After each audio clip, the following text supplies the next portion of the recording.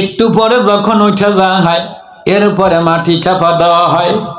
মাটি চাপা দেওয়ার পর যখন মানুষ ওখান থেকে চলে আসে, ওই মানুষটা এত জোরে একটা চিৎকার মারে, এত জোরে চিৎকার মারতে থাকে, নবী ঘোষণা করে দেন ওই চিৎকারের আওয়াজগুলো যদি দুনিয়ার কোনো মানুষ শুনতে পারত, ওই মানুষগুলা ওই জায়গায় সঙ্গে সঙ্গে কানের তালা ফাইটা মারা যেত।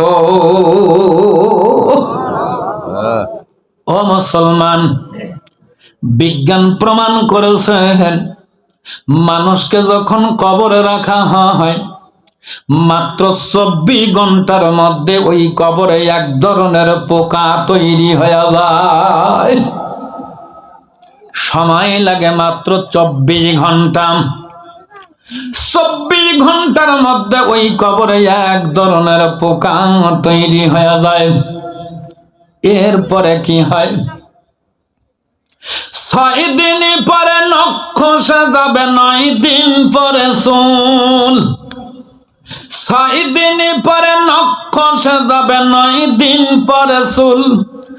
কবর গৃহের সামান নিতে কইর না কেউ ভুল, কবর জায়গা ভালো নয়, কবর জায়গা ভালো নয়, কবর জায়গা ভালো নয়।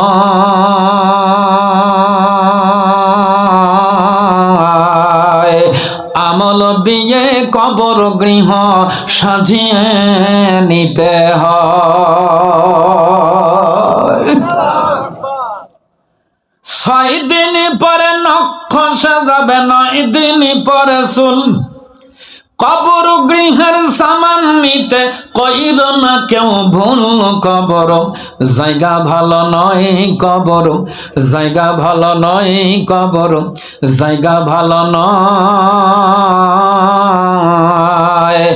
আমল দিয়ে কবর গৃহ সাজিয়ে নিতে হয়। 17 দিন পর পেট ফেটে যাবে, পোকার খাদ্য হবেন। 17 দিন পর পেট ফেটে যাবে, পোকার খাদ্য হবেন। 60 দিন পর গোশ থাকবে না, কঙ্কাল পরে রবে। 90 দিন পর হাড়গুলো সব, 90 দিন পর হাড়গুলো সব আলাদা হইয়া রহে। কবর জায়গা ভালো নয়, কবর জায়গা ভালো নয়, কবর জায়গা ভালো নয়। আমল দিয়ে কবর গৃহ সাজিয়ে নিতে হয়। কি করলাম জীবনে?